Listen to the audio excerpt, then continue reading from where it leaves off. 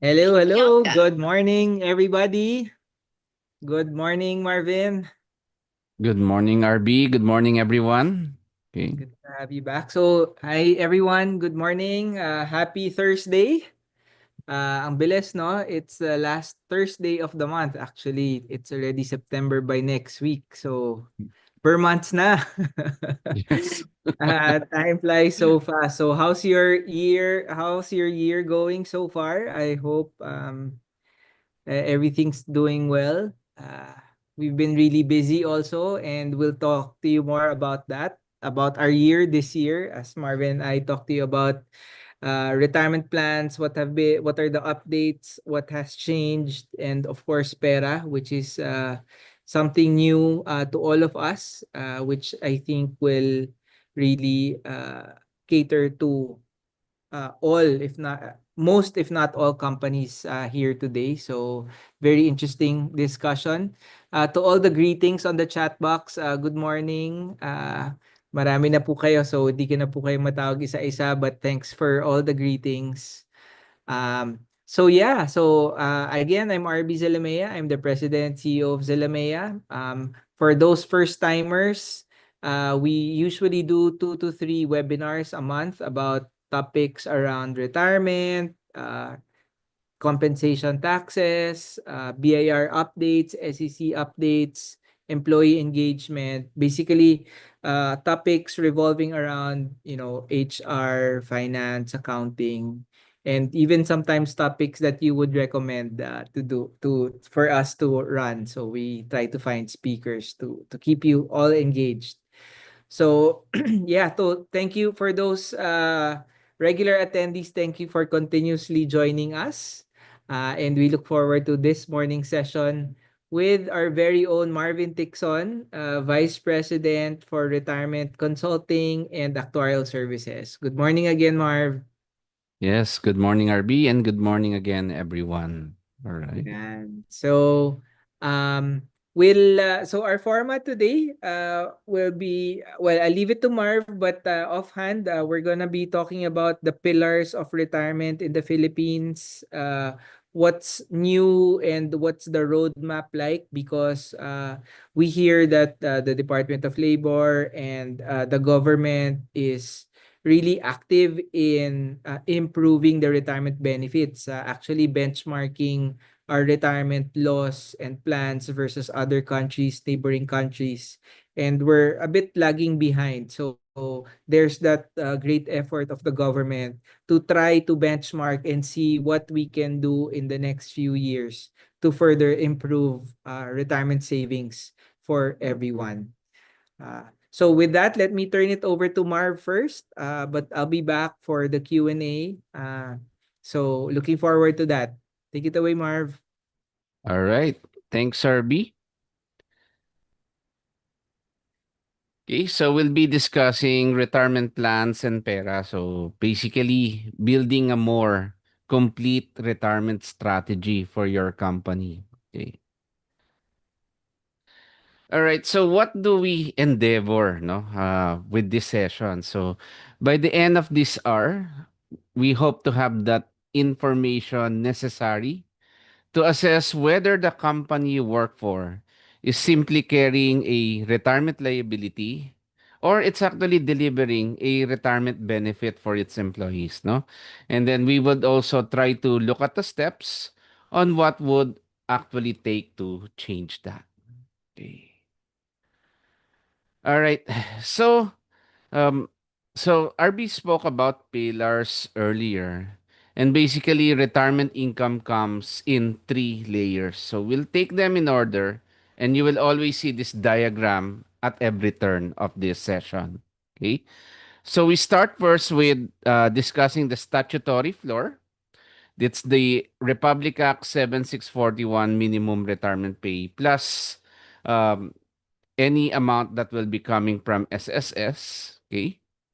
The second pillar or the second layer will be the employer sponsored retirement plan, which is a design funded and governed by the employer. And then the third layer is the PERA, which is personal, portable, and employee owned. This case. And what we hope to achieve is to go for what we call the adequacy target, such that if you stop working, okay, if you actually stop working, then hopefully this retirement fund, when you separate or retire from the company, is enough for your lifetime's needs. Okay. Okay. So sadly, this is the situation. Most Philippine employees will only have the first layer, no? Until statutory floor lang tayo, the RE 7641 plus SSS. Okay. So let's try to discover the next. Okay. So we'll use this illustration in the next hour. One employee, one company. All right. So just for the sake of getting, this is not the median salary of the of the Filipino people, na, but let's just take this into consideration. So the employee has 50,000 peso final monthly salary. It's let's say a mid-level employee in a 100% company retiring at age 60. So let's say he was chosen because it is close to the middle of what a supervisory and a professional staff earn. No, not the highest paid, not the lowest paid as well. Okay, so just to have some example. Anyway, it's not the absolute amount that is actually the lesson here. Okay, and let's say the target when he retires, so it will be 70% of his final salary that he will get to spend every month, no? So when someone retires, of course, the saving stops and work-related costs will also stop. However, your usual costs like housing, food, utilities, and healthcare will not. Okay? International practice would put a adequate retirement income at 70% to 80% of final pay. Okay? So meaning, okay, you will probably still spend around 35,000 pesos every month for life. Okay? So this is what the employee will need to keep spending after the salary stops. Okay? So everything in the next 50 minutes is measured against this figure, no, 35,000. So at least we'll get a benchmark, or at least we'll have a trajectory of what we want to achieve in this session. Okay? And then why is it 70%? Why 80%? So it's actually not to shock you, but we're just going to use a conservative assumption. If our numbers later will not work at 70%, then it will not work for 80%, okay, which will be more shocking afterwards. Okay. All right. So let's now go to what can the benefits actually provide us. Okay. So let's go to what the statutory floor would actually deliver. So let's say we have an employee who spent 30 years with one employer. This would be the best case scenario in most companies, no? So let's look at the best case scenario. All right. So from the employer, so let's say this employee has already retired at 60. The RA 7641 minimum would be around 1.5 million pesos. So what we did, at least at the actuarial sense, let's try to convert it as a monthly income instead of getting a lump sum payout. No? But in reality, that employee would receive the 1.5 million outright. No? But just for the sake of discussion, let's say it's an 11,700 monthly income after retirement. Okay? Then from SSS, based on the bracketing, current bracketing, etc. So that's estimated to be around 16,575 that we get as a monthly pension. So again, we recalculated just to get a monthly figure. Okay? So that is around 28,330, no? Against a target of 35,000 pesos a month. Okay, so it seems to be there, right? So you can see here that your your 11,000 and your 16,500 is 6,670 short of what you need at retirement. So that's the 35,000 peso target, right? So you still need 6,670 pesos every month, no? To be able to fill that gap. Okay. Here's the scary part that we're not mentioning here, no? This SSS is kinda a static, and we're using a 50,000 peso example earlier. What if you are an employee who's actually earning 100, 150, 200,000, di ba? Your SSS is actually fixed around that 6,000 peso figure. So that could mean bad news, no? For those who are actually earning more than the 35,000. Okay. All right. So again, we assume here that the SSS is, of course, we're for the sake of this example. So we're just assuming that this employee has worked for and has been credited for his SSS throughout his career. Okay. And more bad news.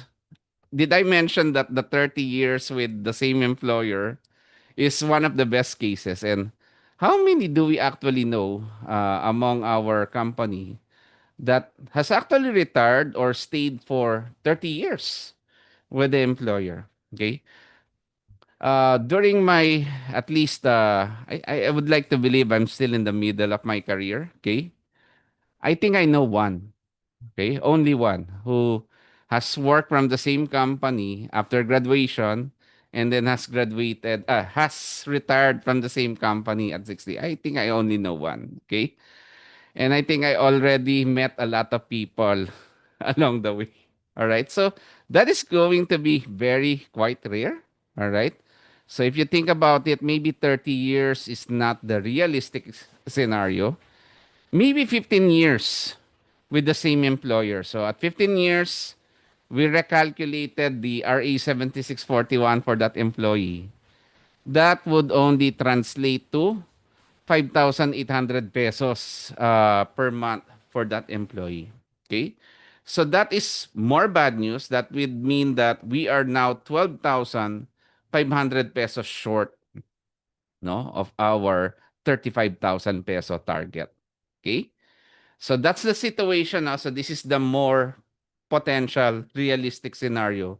And we know that turnover is becoming a problem nowadays and that benefits are not really portable outright now. So that means if you resign now and go with another employer, your retirement pay actually always gets restarted when you change employers. Okay.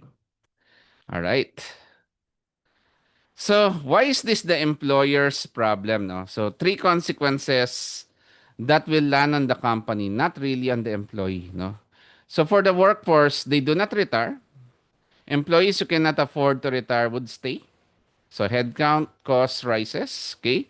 Promotions stay black because maybe you have a fixed headcount in your organization. Medical utilization will also climb in the oldest cohort, no, or your oldest demographic in your organization. Okay. In terms of negotiation, the number gets set under pressure. With no policy, retirement becomes a negotiation at exit, no? Settled case by case at the worst possible moment by whoever is in the room. And then market. Maybe you're also looking for market alignment or you wanted to be competitive in terms of recruiting employees or retaining employees. So competitors already use retirement benefits in recruiting. A company is measured against them whether or not it would choose to participate. All right. So going back again, we would be starting with what the company already owes, which is the statutory floor in the aims of going towards that adequacy target. Okay. So, in a nutshell, every company already has a retirement benefit. Not a plan, not a funded plan, but a retirement benefit. No? It's the Republic Act 7641. And this obligation exists whether or not the company writes a particular plan document, whether you fund a trust or you have told anybody. Okay? So the only real choice here is whether you are going to manage this deliberately or you absorb this as a surprise. Okay? That's your only choice in this case. All right. So what is this RA 7641? So it says there it's a half month salary for every year of service, no? And if you look at the labor code, it's actually they tried to at least summarize it to 22.5 days, no? It's not 15 days, okay? So you can see here that the components of that would be your 15 days pay plus 5 days service incentive leave and the 1 over 12 of the 13-month pay. That in the labor code, they just tried to adjust it to 2.5. So hence a total of 22.5 days pay. So for that employee who had a 50,000 peso salary, okay, 1 year of service would cost the company about 51,700 as the monthly rate. So that is around 103% of a month every year for every employee. So this is just using a particular divisor simply because we're dealing with a daily rate, but most of our salaries are calculated on a monthly rate. No? So you would need to know what your company divisor is, okay, to be able to obtain that daily rate. All right. So again, this is just for the illustration. Okay. And then RA 7641, and then there's another retirement law, which is 4917. And they answer two different questions. So the first one, which is a labor law, which is RA 7641, it simply answers how much must be paid. Okay, so it doesn't answer the concept of taxes. So it answers that how much must be paid and which year or which age. Okay, so in this case, the 22.5 days pay for every year of service is for employees who retire between 60 and 65 with at least 5 years of service with the same organization. Okay, so the other one, yeah, is my benefit tax free? No, so that's what Republic Act 4917 answers, no? Is the benefit tax free? So a tax question and a separate one, okay? Exemption for the employee and deductibility for the employer will come from a BIR registered reasonable private retirement plan, okay? So that's the only time that you will actually get a tax exempt benefit. All right. So it's not really automatic for paying the minimum. Okay. So this is where the common and expensive error will come from, no? That assuming compliance, okay? That if you assume compliance with RA 7641 would automatically deliver the second one. Okay. All right. So you have two routes for a tax exempt retirement benefit. Both would hopefully end in the same place. Failing any one condition would end somewhere else entirely. So on the RA 7641, currently we have a favorable circular from BIR, okay, which could get repealed from time to time, okay? So, as of now, RA 7641 benefit is exempt, no? What it wants is retirement under the statutory scheme, age between 60 and 65, at least 5 years of service. It's not prior availed, okay? There's no prior availment, and it's tax exempt. For RA 4917 route, the BIR registered reasonable private benefit plan, the employee must be at least 50 years old. You should have at least 10 years of service with one employer. And then again, availed only once in a lifetime. So that's going to be an exempt benefit, tax exempt benefit. All right. So this is in reference to BAR RMC 13-2024. Kind of recent now in terms of circulars that are being announced here locally, no. So you can take advantage of this RA 7641 route, okay? But by the time that maybe another administration comes in, then only RA 4917 would apply. Right. Okay. All right. So here's the thing. Since every company in the Philippines would report to the SEC in terms of their audited financial statements, the liability would accrue whether or not it is funded, no? You actually have an amount of expense, okay, that is being recognized on your P&L, okay? And yes, the only difference is that maybe you just decide that there will be no cash transfer to a retirement fund. Actually, that's the only difference, no? The main thing is you're still recognizing an expense on an annual basis, regardless of your headcount, regardless of your company category under SEC. Okay? So you're required to declare an expense every year. Okay? The only difference talaga is just the cash. Okay?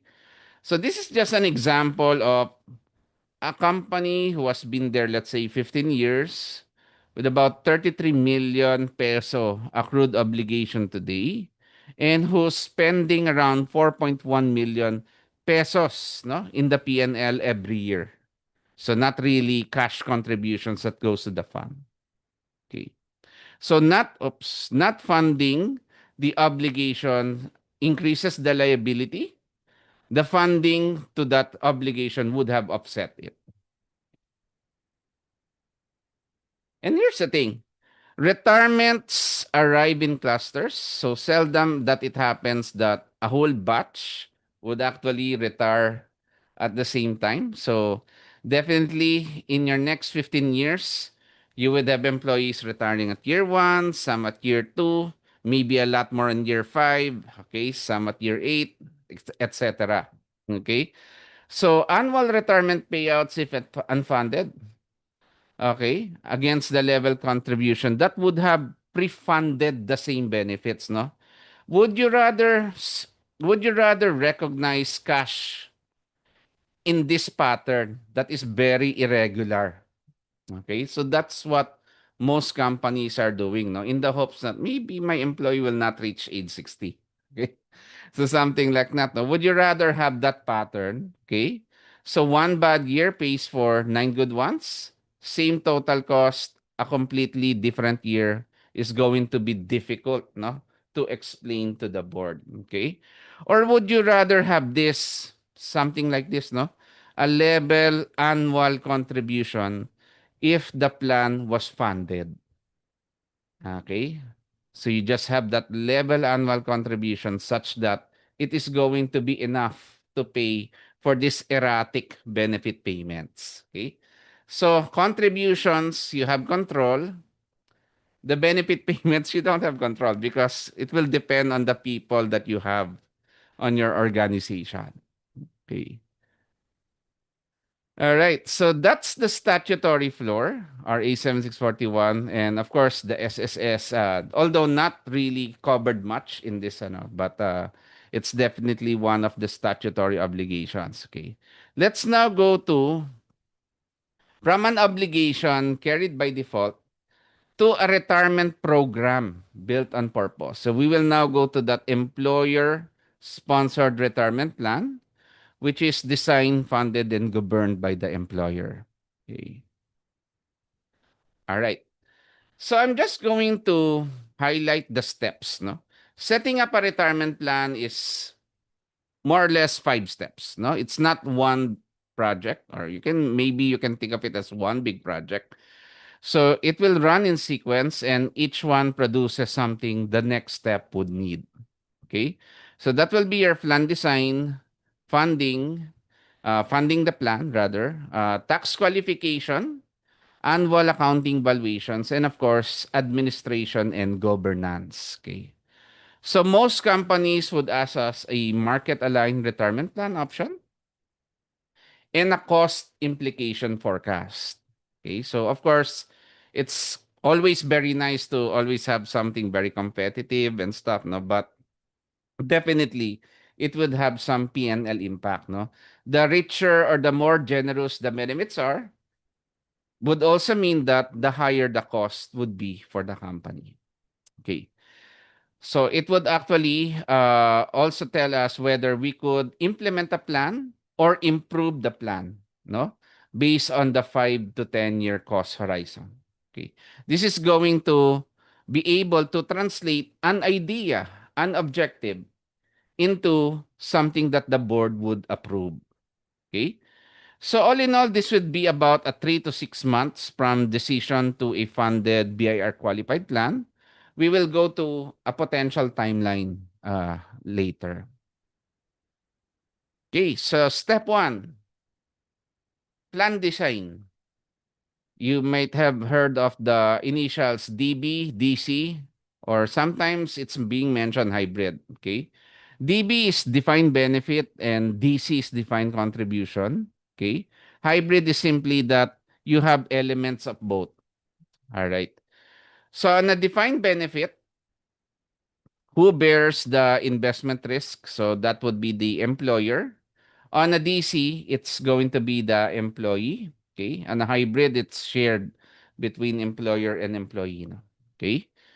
And then in terms of cost predictability, on a DB, because what you have here is you saw the graph earlier, no?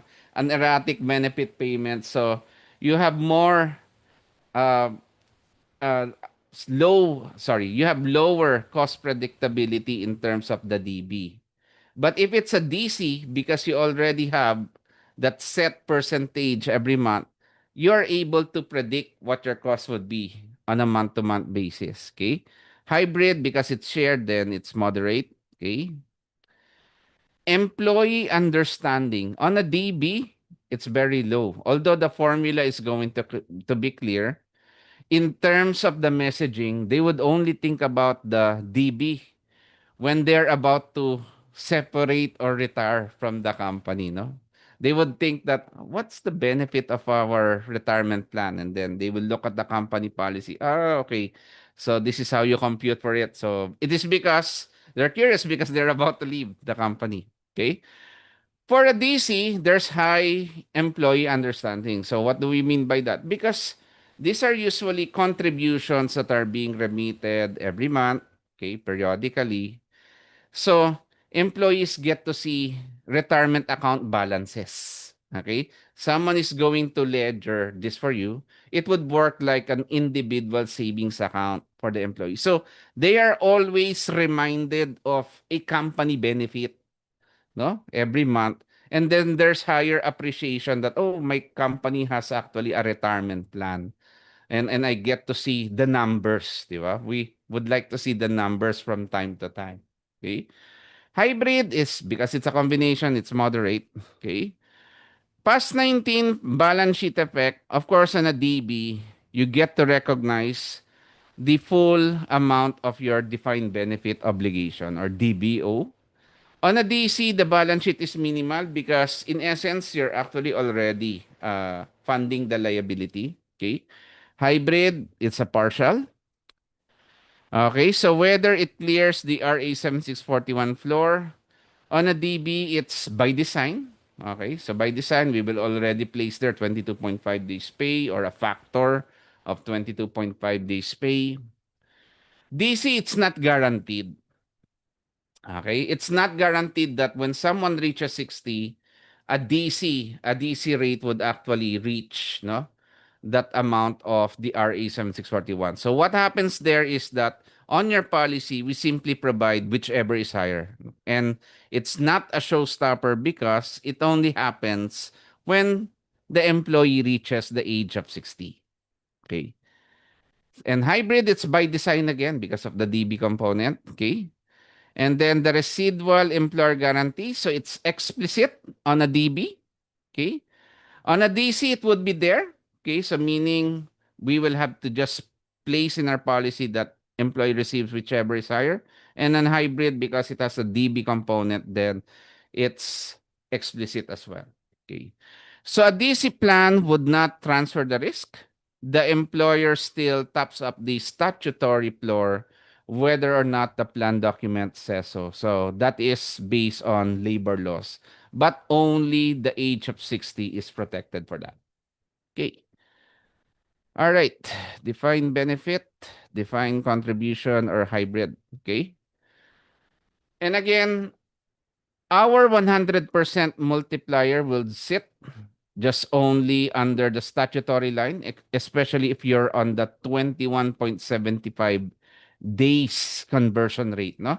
Because the 21.75 is around 103.4.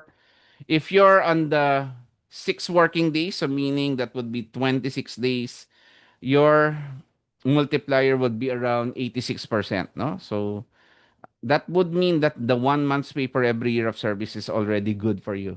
Okay? We do have some clients who are at the 150%, some at 125%. Okay? So basically the industry median is 100%. So it's flat across every service band. So you would like to ask your company, no? Where does your plan, no? You administer, where is it actually in the scheme of things? Okay. All right. Let's go to number 2, the funding. All right. So let's say, because it's always possible to simply have a retirement policy, an internal retirement policy, but are you required to fund it? Or can you just do a pay as you go? So basically, the answer to that is you're not required to fund it. So funding is not mandatory. So that's why BIR gives incentives for those who do fund the retirement plan. Okay? So on a pay as you go scheme, so no cash leaves the business until someone retires. Okay? No tax deduction until the benefit is actually paid. There's full exposure to the lumpy outflows, no, that you saw on the previous slides. Okay, no investment income working against the obligation. Okay, and to be fair, I do meet some clients wherein they would say, well, if we just keep the money here, then maybe we'll actually get more income. Okay, if we just invest it on our operations, not just keep the money inside the company. So that's a fair question. So of course, again, it's always a question of where do you actually get the advantage, no? And it would differ from organization to organization. All right. Now the formally funded, and because it's formally funded, now you get the incentive. So first, it's a level, it's a budgetable annual contributions. It's deductible in the year contributed based on the BIR rulings. The normal cost that you provide is a deductible in full. Normal cost is the uh, current services cost of the employee. No? So, for example, your employee is working for 2026, then that particular service in 2026 gets a normal cost. No? So, if you contribute for that, then that's full 100% deductible. Okay? Past service cost contributions are spread over 10 years. So, again, if you have an employee, let's say you hired 2021, this is your first time contributing for that employee. So, you're kind of late already. Na? So, 2021 to 2025, any contribution for those service, you get to spread the deductible over 10 years. Okay? And then you have a fund income that accumulates against the obligation. And then you have a trust institution that will hold and invest the retirement fund. So there's now an arm's length between the company and that retirement fund. No? So it's going to be relatively safer in terms of liquidity and to be able to pay out the employees. Okay. All right. So funding is a policy decision with a range. It's not a single required number. So as an with actuarial expertise, we will supply this corridor. The company would simply choose whether you would follow our recommendations or not. Okay. All right. So let's now go to tax qualification. So what you need in the tax qualification is that we need to draft the retirement plan, provide the costing of the retirement plan, and make it already effective. No, so it's kind of reverse here, no, in the Philippines. So you implement it before you file it, okay? And then there's just a ruling there in BIR that we file within 30 days. And then during that 30 days, any pending benefits would be exempt. contributions can already made as a deductible. That this is by virtue of RMC 15-2025 by BIR. Okay? And then once we approve, sorry, not us. Once BIR approves, it retroacts actually to the effective date of the retirement plan. Okay. And then number four and five is really more the maintenance of the retirement plan. Okay. So you need the annual accounting valuations for the SEC disclosure requirements. So you need to disclose your obligation, what the company already owes for service rendered to date. Okay. This is what you call the present value of your defined benefit obligation. So we will need to submit the disclosures. Usually it's a PAS 19. If it's not PAS 19, other companies are using the small and medium enterprises reporting, section 28. Others are using the small entity, section 22. Any of those three accounting standards, we are able to assist you on that. And then, of course, there is usually a projected of the next year. No, we call this the budget number. So it's a recommended contribution range and schedule. Okay. Okay, so three valuations, three purposes, one to cause a decision. The other one is to actually qualify with the BIR. Okay. Okay. Now, just to highlight also on the disclosures that we give, usually there's a sensitivity results that we say that we put there, no, and it's usually the least appreciated numbers there simply because it doesn't go to your PNL or it doesn't go to your obligation, but it's actually full of information, no? So this is just some key examples, no, of how your obligations or expense can change because of some certain assumptions or some certain realities, no? On your turnover, should your turnover improve? Like for example, you're usually a company with a 5% turnover and it shifts to 3% turnover, it could actually mean that more employees would have the likelihood of retiring from you. So it would increase your cost by about 86%. Okay. If it increases your turnover, of course, that would mean that less employees would be staying from you. Then it could also mean a reduction of cost, about 47%. Okay. Shifting retirement ages, so meaning you still maintain the RA 7641, but you put an early retirement feature, let's say age 55. It would also bring up the cost by 35%.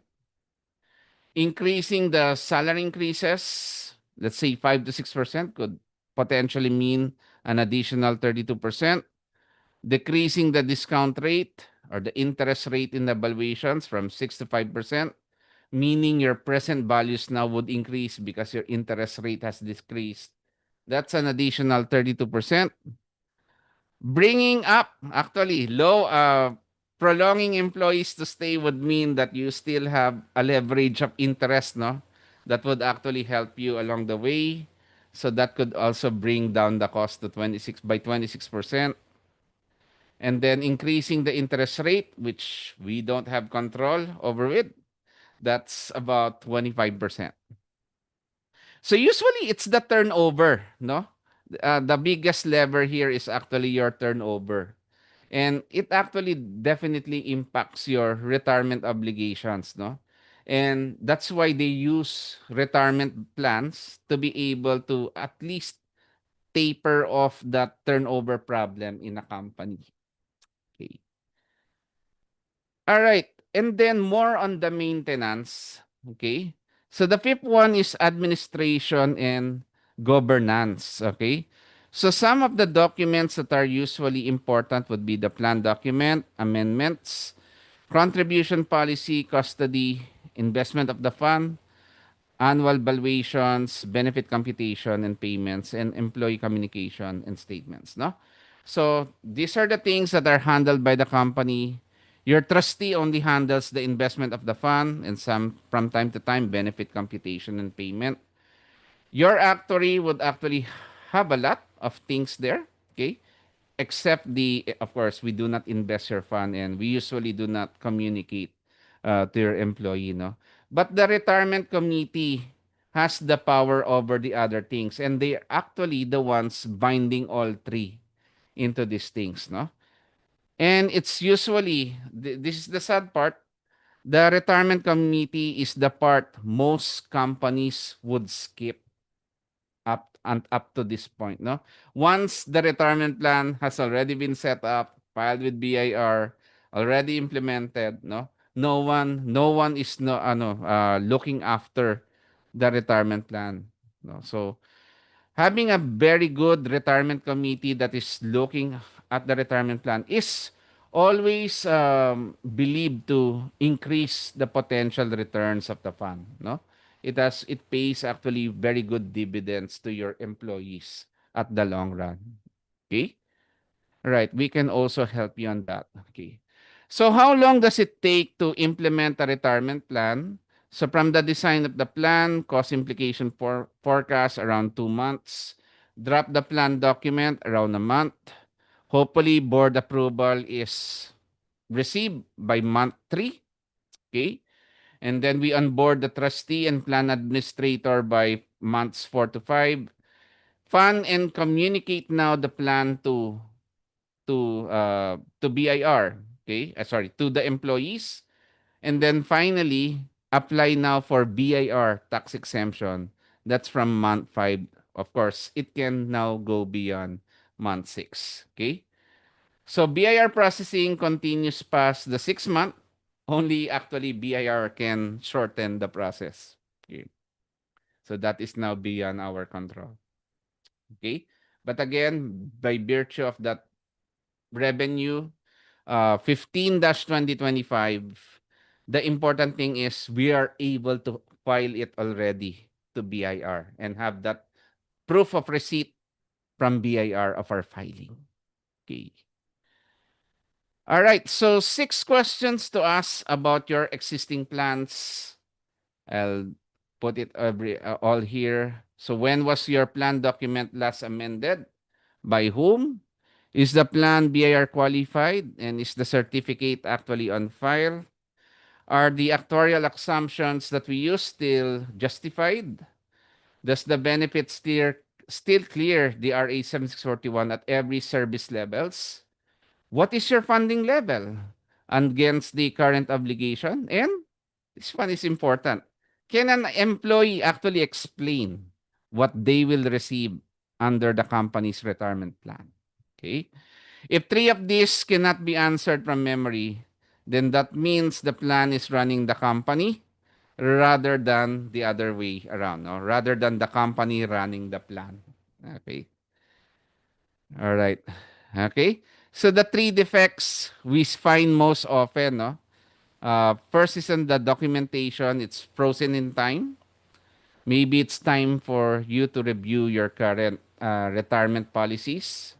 It's quietly underfunded, so definitely severely or significantly underfunded compared to your obligations. Okay, it could be that you're below market at full price. Okay, so benefit levels have drifted below the market and no longer retain anyone. So it's no longer relevant for your employees. Okay. All right. So we do have a lot of benchmark, and definitely there's a particular benefit multiplier that might be applicable to your particular industry, no? But definitely 100% is a median, okay? 5 years of service, whether you're 25 years of service, it's 100% is the median. We do encounter companies who provide a little bit more than 100%, no? Okay. Let's now go to the third one. Okay. So from employer-sponsored retirement plans, let's now go to PERA, which is personal, portable, and employee-owned towards achieving the adequacy target. Okay. So what is PERA? So this is PERA in one slide. Republic Act 9505. It's voluntary, it's individual, It's entirely separate from any employer plan. So the BSP is the main regulator of all the entities involved. No? You have the contributor, which is the employee. So the employee will own this account for life. So it's regardless of company. Ah. Administrator, so accredited by the BSP, opens the account, reports, and then issues the tax credit certificate. You also have the custodian who holds the assets separate from the administrator. And then the investments, no, up to 5 PERA products per contributor. So it's owned by the individual, portable across employers, and it would survive resignation from the employee, okay, because of the portability feature.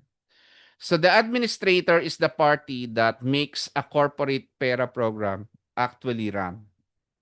So we will come back to this later. Okay? So let's go to the rules that actually apply here. So 200,000 pesos is the current maximum annual contribution for non-overseas Filipino. If you're an OFW, then that's 400,000. Okay? And then a qualified withdrawal, the one that you can call tax exempt already, okay, without any penalty, is to be able to withdraw at age 55 with at least 5 years of contributions. Okay? Investment income inside the PERA is tax exempt and so is a qualified distribution. If we will withdraw early against this, yeah, let's say you're still age 40, you wanted to withdraw, and it's not part of the exclusions for penalties, then it will trigger a income tax penalty. Na. So basically, um, whatever taxes that you were able to have as an incentive, you will just simply bring it back, no, give it back to BIR if you make an early withdrawal. So that's the gist of it. Okay. So what is the incentives for actually having a pera? No, of course, besides that, you're able to have an automatic savings. No, you get 5% tax credit as an employee. So on total annual contributions up to 10,000 pesos or 20,000 pesos for an overseas Filipino. Okay. It's claimed through a PERA Tax Credit Certificate or the TCC issued by the BIR via the administrator. So for the employees, the certificate goes to HR and is applied in the year-end withholding adjustment. Okay?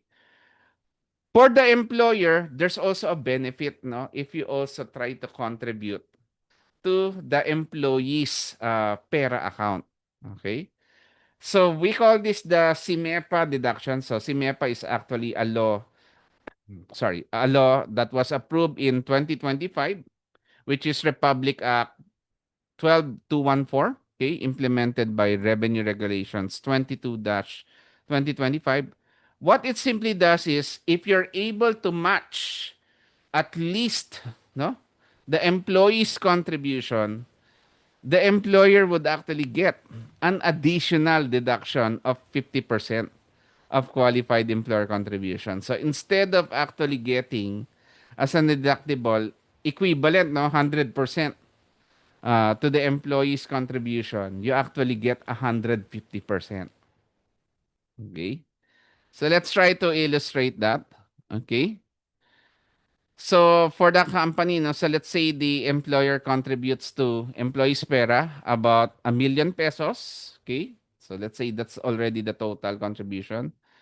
Then there's a additional deduction of 50%, which is 500,000. So the company's total deduction from gross income would now be 1.5 million pesos. So what does it mean for those corporations were taxed at 25%? So it would mean about 375,000 peso tax savings if this is your contribution. Okay? You put a zero, make it 15 million, for example. Okay, so that means your tax savings 3.75 million. So that would actually be very valuable for companies who are actually looking for tax savings and optimizing the benefits, no? Okay? All right. But there's just some rules based on the SIMEPA, no? And we're actually hopeful that another amendment comes in. No? But anyways, here's the rules of that 50% additional deduction, no, for the company. So the employer should match at least equal to what employee puts in. It's for every employee based on the circular. It's not some employees, okay? So it should be all of them, or you just get the 100% deductible, no? No 50% additional deductible. Employees should contribute too, so you can only call it a match if they contribute something. It doesn't have to be the amount that the company would want to provide, but at least they have to provide something. Okay?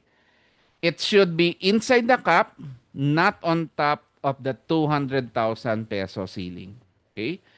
If all of these conditions are held true in your situation, then the company receives the 50% extra deduction. Okay? Your main gate here is actually number 2. Okay? So we must actually try to observe, and of course, the government wanted to incentivize employers who would be able to um, convince employees to contribute also to their pera. Okay. Now, because there's, you can already see, no, that there's contribution, ledgering, opening accounts. Zalamea is an accredited pera administrator, no? So, because someone has to administer to all of this, no? So the four conditions on the last slide are not a policy decision. It's just simply more of a monthly operational job, no? So we hope to be able to launch soon with our Pera app, okay?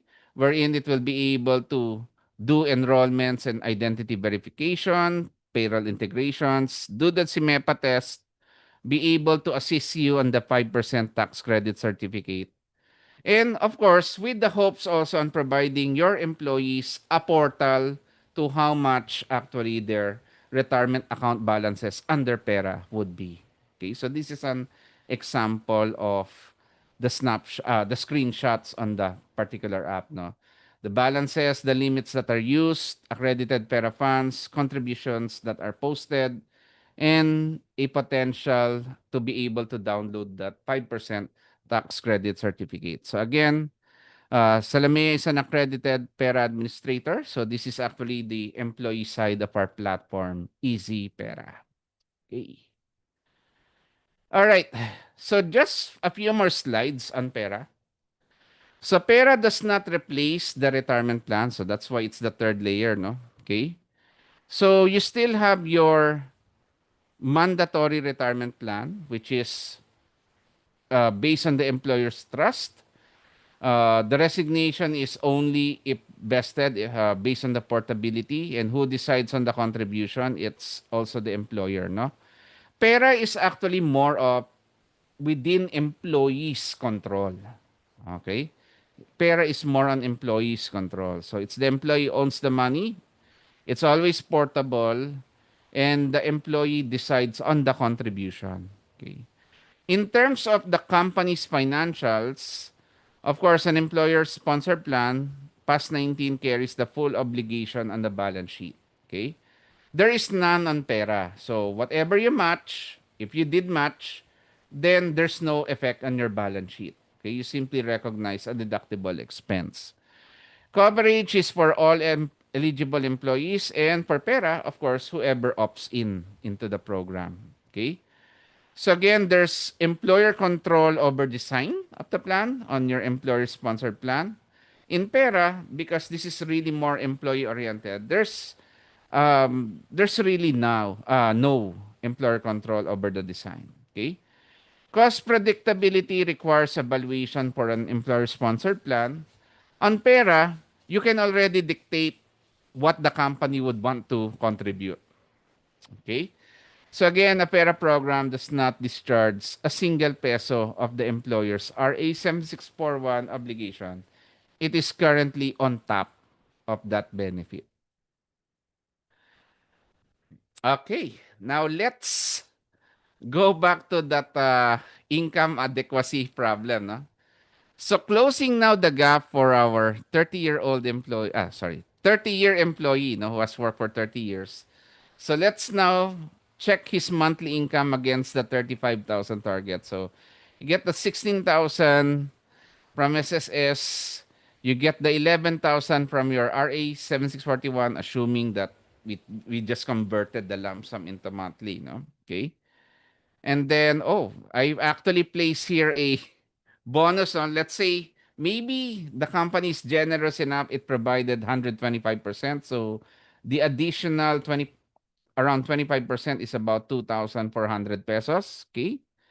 And then you have the amount in PERA. So we just assume some amount that went to the PERA and is able to be withdrawn at age 55. Converting it to monthly, it's around 2,200 pesos a month. Okay. We are still short if you add this all up, no? We're still short of 2,000 pesos onto our target of 35,000. So what does this tell us, no? We have to be able to maximize any potential vehicle out there that could actually secure our financial future, no? So that's actually the main story of this, no? So you have to take advantage. Yes, this is already mandatory. This is out there. But we have to influence or be able to put up a company policy that also protects our employees and at the same time help employees also secure their financial future by incentivizing contributions to PERA, no, in the long term. Okay. So, yes, you see here 3 layers, and for many employees, it will not be quite enough.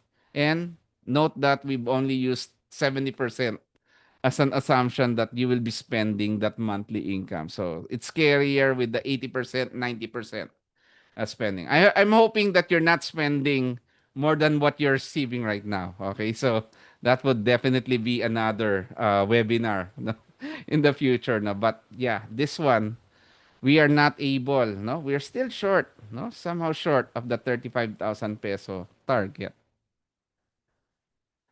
Okay, so for the company you work for, so next steps, check out.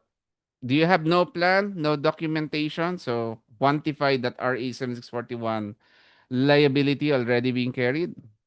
Are you compliance only or you're an unfunded? So get a valuation. If you're not, make a funding decision. Are you on the funded and qualified retirement plan, but you never checked out what is already out there? Okay, maybe in your industry or maybe just a general industry perspective. Then you run a design and competitiveness review. Okay, do you want to have a competitive plan? Is part of the goals of the company to actually assist their employees in saving. So maybe you can evaluate employer PERA, no? And have it implemented in the next few months. Okay. So whichever letter applies, we're actually there to be able to help you. All right. So this is what you could do for the next 90 days. Diagnose, locate your plan document, confirm the status. Where is it? Get the current figure for what is already owed. Days 31 to 60 or the second month. Decide on your benefit level, funding policy, or whether an employer PERA program belongs in the mix at all. Execute on the third month. Okay. So how Salamea works in this? So we definitely could help you on the cost implication forecasting, plan design and document drafting, funding valuations, and BR qualification support. We're there also to provide you the annual accounting valuations, past 19 reporting, benefits benchmarking, and definitely the PERA administration on our own platform, Easy PERA. All right. So thank you very much for spending the last hour with us. So questions are very welcome for the next hour. And if it's easier to think about it afterwards, you may reach us at pera at salamea.ph. And again, as I always emphasize, look at our retirement plan health check. I'll now be calling back RB so that we can now head to our Q&A segment. All Yan. right. Thanks so much, Marv. So, yun, no? Hindi naman siya sobrang depressing.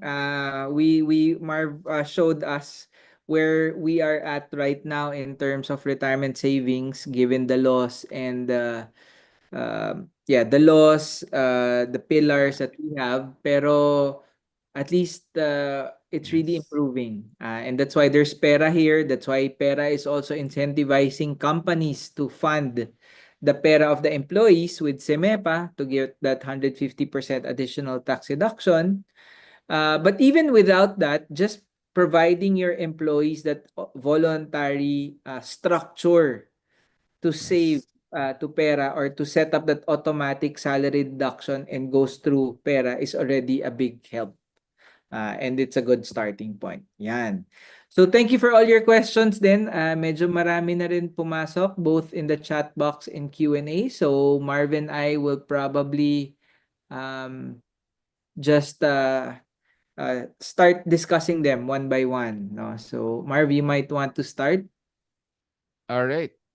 So I'll just go first with the Q&A boxes. No? So I think the first one is our company is established 2025, started operations in March 2026. How do we provide the 5-year attrition rate? I assume this is probably already our client onboarded, no?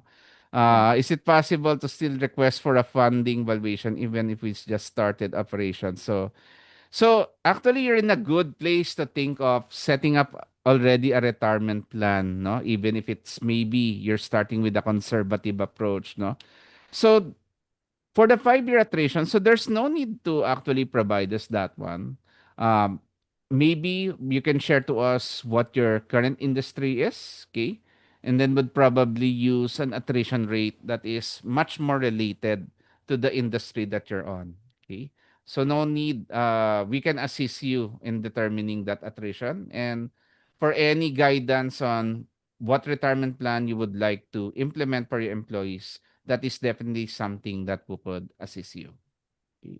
Sige. I'll take the next one, Right. Marv. So this one is Yeah. from Maria, and I think the question revolves around pera. Number one, two questions. No, how many years do the employees contribute? And then number two, can the employer only contribute to the pera? If yes, can the contribution be claimed as tax deductible, and how much can the employer claim?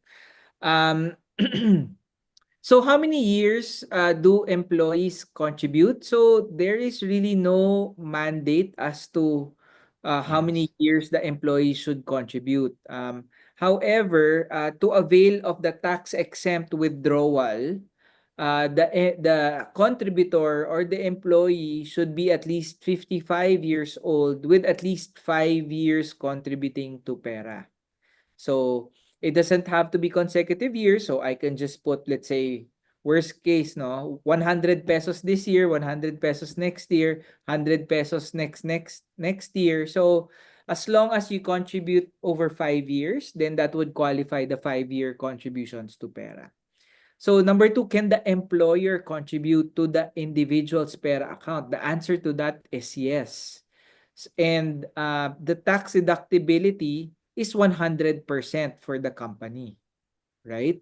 However, additional benefit for the company under SEMEPA if they match employees' contribution, and this is given to everybody, then the tax benefit to the company is 150%. So there's an additional 50% tax deduction bonus for the company if they match the employee's contribution and it is given to everybody. Okay. Marv? All right. So this one is from an anonym no, Marie Chris. Okay. What if we already have an existing plan similar to Pera, but we still want to offer implement Pera for our employees? is the employer still required to match employee PERA contributions? So I do understand that most retirement plans with a contributory feature probably might have a 1% to 10% type of range, no? And then maybe some employees find the 10% contribution limiting, okay? So you are allowed to actually implement a PERA for your employees. So it serves as an extra, no? It's an extra benefit for the employees. Although your last segment of your question, are you required to match employee PERA question? So the answer is it's not required.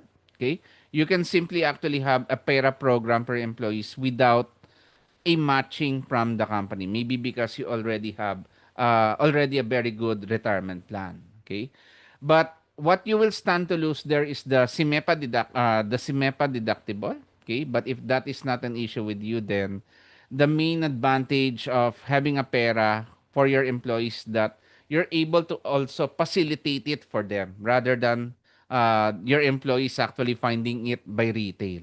Okay. Okay. So here's a question from our friend Carmen, no. So do we need to renew tax qualification with the BIR for our formal plan, or the one-time submission should be sufficient? So you only when you receive your tax qualification letter, after you set up your retirement plan, it says there that the only time that you need to go back to them, to the BIR, is if you have any amendments to the retirement plan. So which means that if there are no amendments, then this tax exemption letter will hold. So I hope that answers your question, Carmen, that you don't need to refile or get an updated one if there are no amendments to the plan. Now, we're aware that sometimes the BTR, depending on the types of investments that you get into, would require an updated tax qualification letter. So if that is the case because of the chosen investments, then we can assist, or we can always get from the BIR an updated tax qualification letter. Okay. So another question, Marv, revolves around the administration of PERA for the employer side. So what we do, what Zalamea does as an administrator for the employer, is we would facilitate first and foremost the seamless account opening for the employees, because the friction is really high if an individual sets up their PERA account on their own, because you have to go through the rigorous KYC. You need to fill up lots of information, but then because we partner with you, with the organization, then those are all pre-filtered already, so the friction is less for an employee to open a PERA account. Next is, what we try to do is we will have your employees nominate how much of their monthly salary do they want to automatically deduct, so that it would be contributed to your PERA account with the help of the employer, so that it becomes again a more seamless savings program in the organization. And then at the same time, because PERA has a limit, right, of today it's 200,000 per year, but then the BSP already mentioned that it's going to increase to 300,000 next year. So somebody has to keep track of the annual contribution of the individual. So because um that limit will be both for the employee and employer contribution. So we would be able to let you know as the company that, let's say for Marvin, he only has 40,000 left in his window, because if you would think about putting his, let's say, bonus to his PERA account, then this is a consideration. So there's a lot more that we do in terms of the administration for the employer, and we would be more than happy to discuss this with you in detail. Kasi every company would have a different strategy in terms of PERA. So we sort of calibrate the scope of work for the company. So again, just email us pera@zalamea.ph or marketing@zalamea.ph. Marv? All right. I'll take another two questions. Okay. So this is from Arnolfo. I understand that the funding valuation is a requirement by BAR to serve as basis for the deductible expense. So his question is, does that mean that the funding of our retirement liability will be based on that? which I believe comes out higher versus using past 19. So that is right, Sir Arnold po, no? Based on the revenue regulations in 2024-13, it's actually the funding valuation which serves as the basis for any tax deductible contributions. And besides, your past 19 is using interest rates that are based on regulations, no? Meaning um, whatever is appearing on the market rates on that particular reporting date, that would be your interest rate that we will have to use on your past 19 valuation. That interest rate may or may not be really reflective of what your true liabilities are. Okay, so of course it's an accounting regulation, so we have to use that. No, your funding valuation in return um, is actually going to base it on the projected potential income, projected ROI of your retirement fund. No, so it would actually dictate how much you should actually be contributing to the retirement plan so that you're able to pay out potential benefits in the future. So that is the basis. And if you are to ask me which you should follow as your contribution guide, it's the funding valuation, and it would be your basis also for deductibility. Yeah. Okay. So I'll Okay. take this question from Miriam. If we have an existing retirement plan already and have the BAR tax qualification, will the addition of PERA be considered an amendment? Therefore, we need to process another tax qualification letter from the BAR. So thanks for that question, Miriam. So the answer to that is no, because setting up PERA for your employees is purely voluntary or an initiative and is already a separate law in itself. So does it really require company approval, formal approval, or a separate tax exemption letter? Because the RA 9505 on PERA already discusses what the tax incentives are on its own without having to get additional tax qualification. So the roadmap that we do for clients is, of course, we first discuss with the HR to talk about the design around it. Are we just gonna be providing voluntary employee contributions? So they would just have to nominate in the portal, and then whatever is nominated, we just give to the payroll for the automatic deduction. Or on top of that, do we want to reclassify benefits such as a compensation benefit such as probably a bonus or a salary increase that it goes through PERA. So again, nomination will happen there. And there would be a little bit of design that has to be done. So we will do it for that as well. And then we'll keep track of all the contributions, all the necessary reports so that you could claim for the tax deductibility. So happy to discuss further, Miss Miriam. Marv? Yeah. All right. This one could actually be in the minds of our audience, no? Um, from an anonymous attendee, so our company sees the retirement benefit as a big cost. Okay, it's not being seen in a green light. As a result, we have a long approval process and we are not able to start the project. How can you convince the major heads to approve a retirement benefit? So actually, this would this would depend on the talent and rewards policy of the company, or any initiative by from the company that dictates where should its compensation and rewards would be. Okay, you would also have to look at the cost of doing nothing. Okay, so are you on a, let's say, a very bad turnover?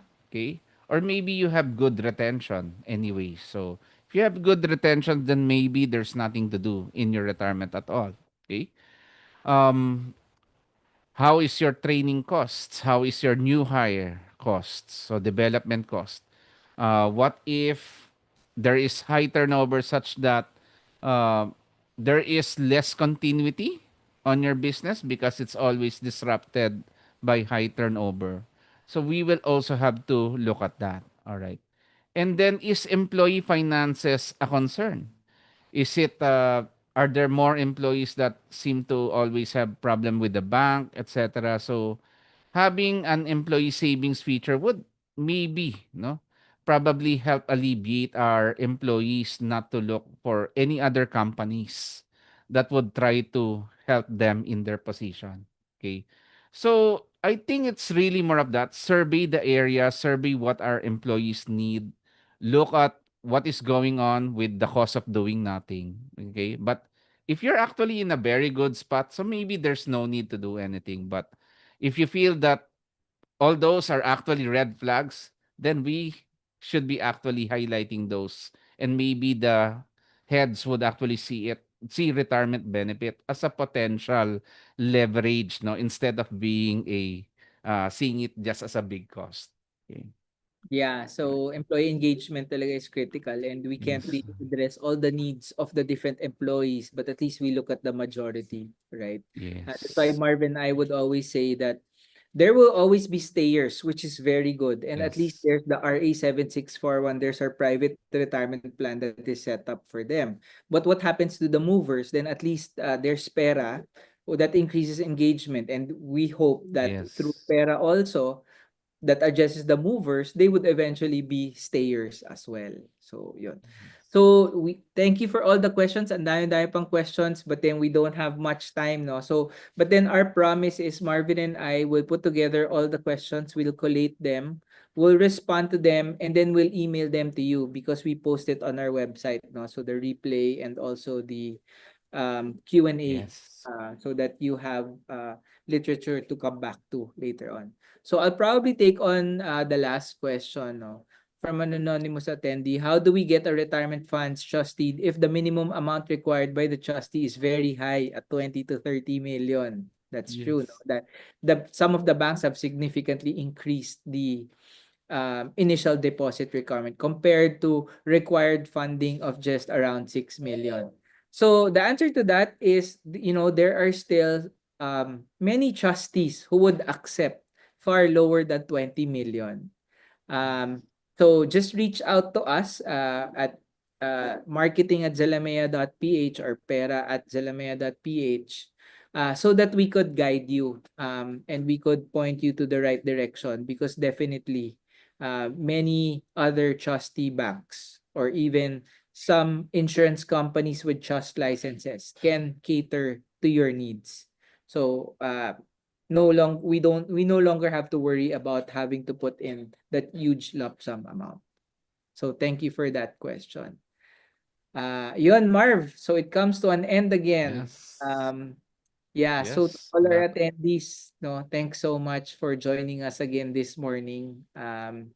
Thank you for all the questions. We really like seeing a lot of interest around, of course, retirement, especially now that there's something new on Pera.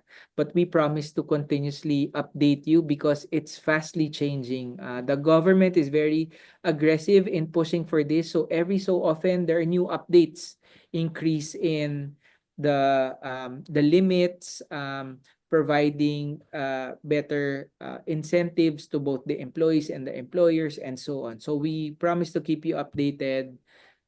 We hope to be able to help you set up PERA for your employees in the organization. For HR, you don't have to worry about the administration or added work because that's why we are here, to help you do that and digitize the whole process. So yeah, Marv, any final words? So thank you very much again for attending and being with us in the past hour. We definitely appreciate all the questions and interest that you have now. So we're actually at the right direction. No? So we wanted to, of course, help every Filipino out there secure their financial future. No? So as you can see earlier, no, that our income would stop at our retirement, but our expenses would not. Okay, so that's the what we hope to help everybody with this session. Okay, so Yeah. thank you and looking forward on seeing you again, no, either on site or on virtual meetings like this. Thank you. Yeah. So thanks again. And yes, so we'll be giving you a copy of our deck. We'll be giving you a copy of the replay and then the compiled Q&A. So somebody comment that this is new. Yes, we've tried to evolve and provide this because upon so many requests, no? So at least just give us probably 3 to 4 days to put this all together, and then you'll receive an email from us, and there would be a link so that you could download or read through all the literature and the summary and the Q&A from this morning. So again, thanks so much, everyone. Thanks so much, Marv. We look forward to seeing you again next week. We have another webinar. So we're starting the Burr months with the webinar also. So please wait for our invite that should come out within the day. So enjoy the upcoming long weekend pala, no? So get some rest, Yes. recharge, and Burr months is coming in. So for most of us, it's gonna be even busier. So take care, everyone, and looking forward to see you again soon. Bye. Thanks. Bye. Thanks for all Thanks, the everyone. Bye. comments also and